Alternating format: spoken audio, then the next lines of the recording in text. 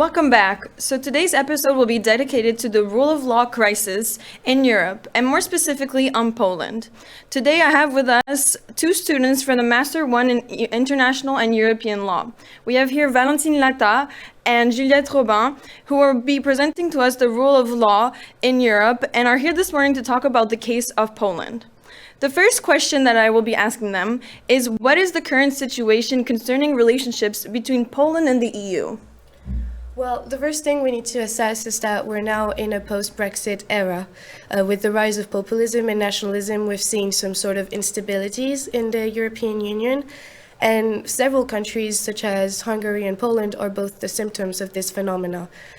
Some scholars even talk of a backsliding in democratic and rule of law in Poland. So we chose Poland because there are numerous controversies around this country, especially since the put in power of the Law and Justice Party in 2015. We've seen, for instance, a decline in women's rights with the almost total ban of abortion in October 2020, a decline in LGBT rights with aggressive rallies against the LGBT community by the political party. We've also seen a migrant crisis during the COVID crisis with alleged violations of human rights.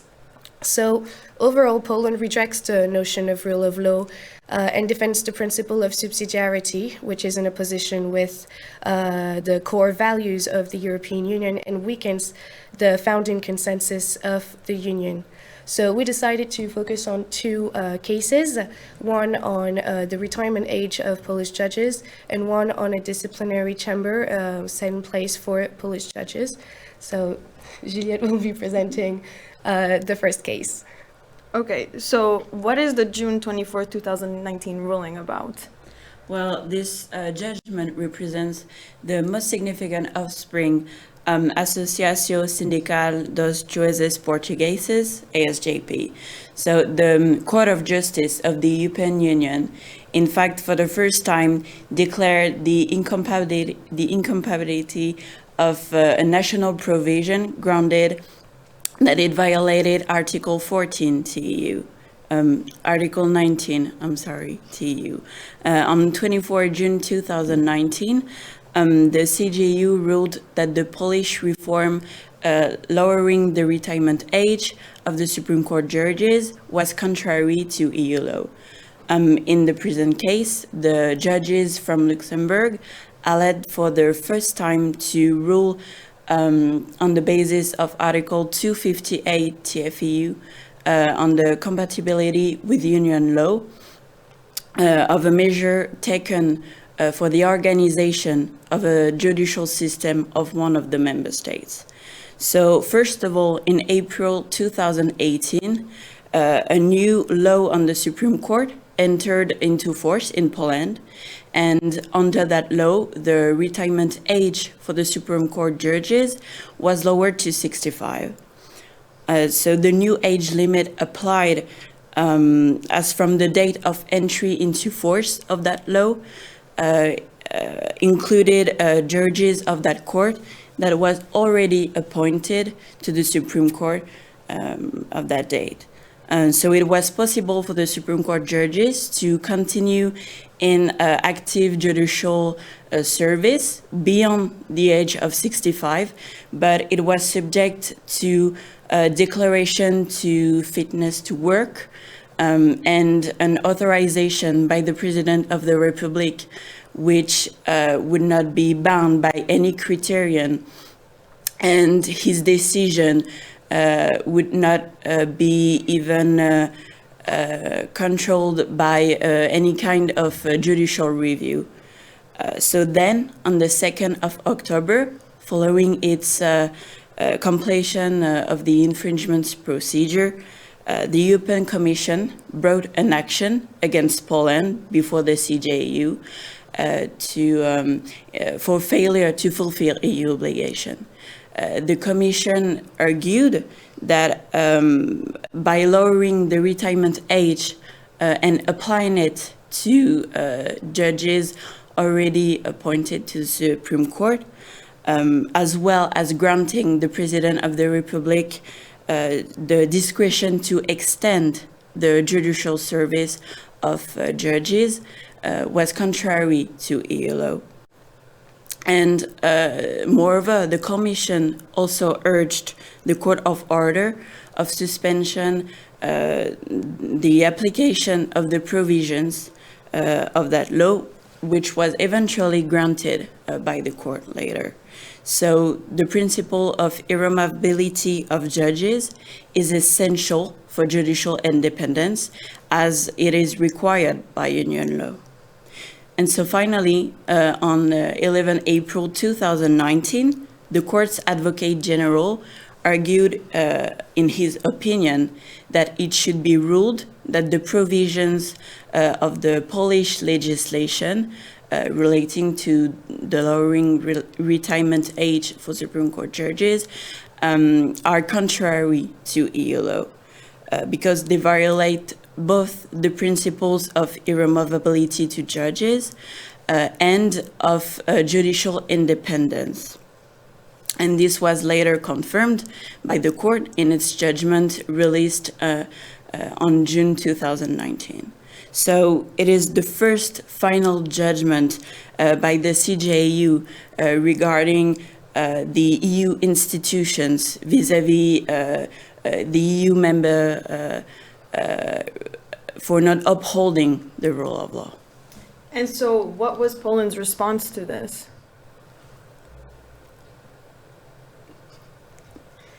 Well, there has been another case in 2021. So here, the government had set in place a new provision which would create a new disciplinary regime or new disciplinary chamber for Polish judges. So there were 5 complaints overall that was argued by the European Commission.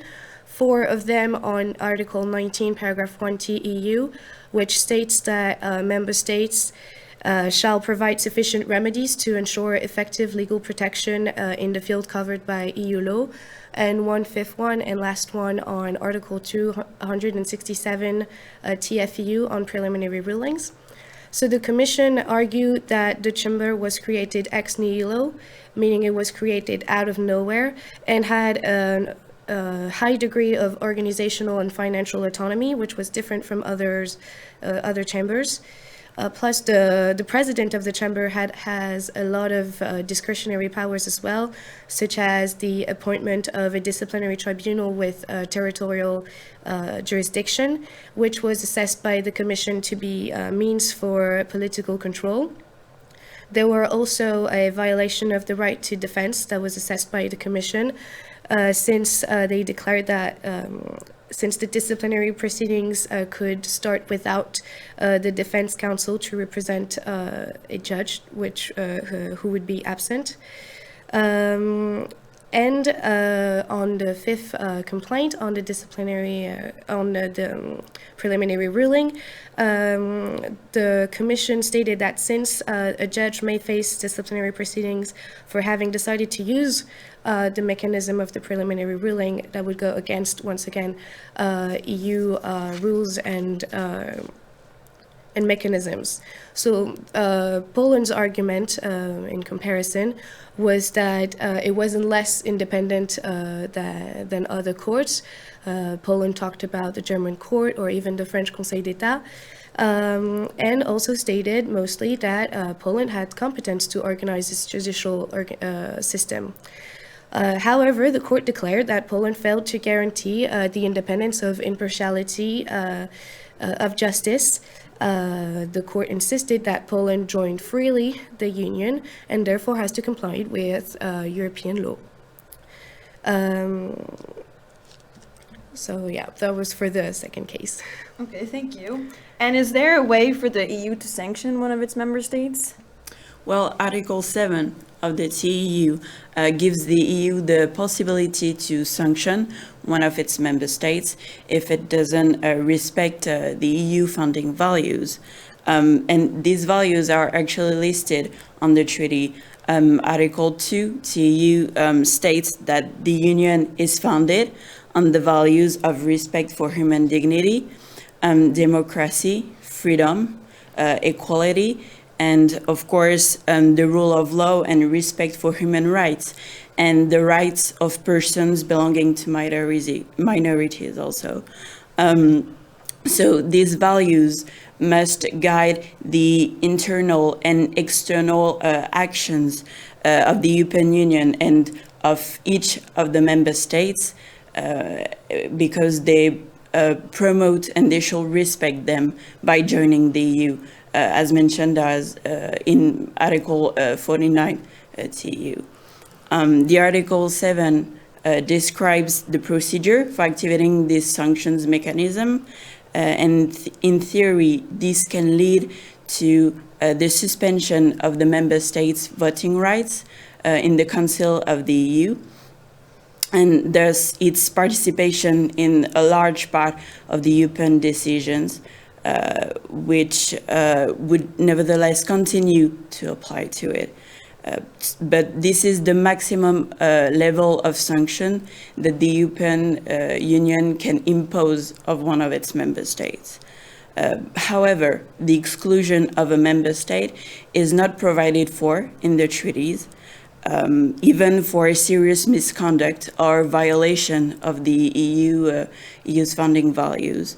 But the only possibility for a state to leave the Union is provided for in Article 50 TEU, and it requires a unilateral and a voluntary decision by the state concerned. You mentioned Article 7, so what do you think about the efficiency of this article?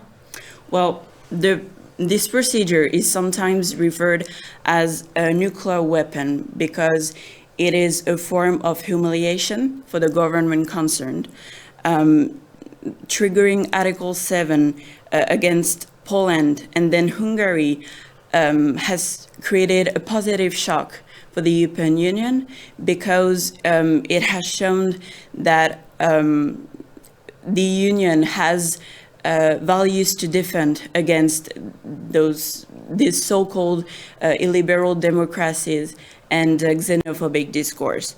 But this procedure is long, tedious, and full of obstacles, and it never proved effective since it was never completed. But moreover, Poland and Hungary are so far the only two countries targeted by this procedure. However, triggering both procedures has not for the moment led to any sanctions. In fact, they have even not reached the stage of preventive measures, as the Council of the EU did not adopt a clear position and did not vote on the clear risk of violations of EU values. Even though Poland and Hungary have been subjected to 4 and 3 hearings respectively before the Council peers, the latest in June 2021. However, at the end of these hearings, as I just said, the Council did not adopt a clear position. So this is why I think some people question still today the relevance of Article 7.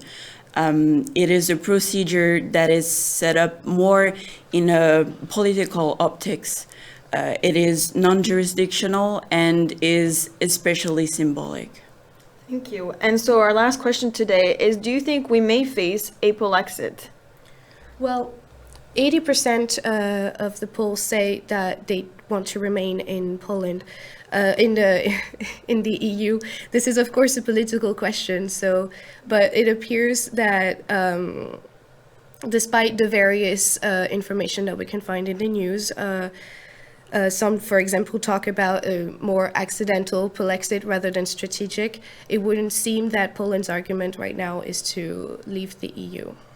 Okay, thank you. And thank you to both of these students for introducing us to this very interesting topic. And we'll see you on the next episode.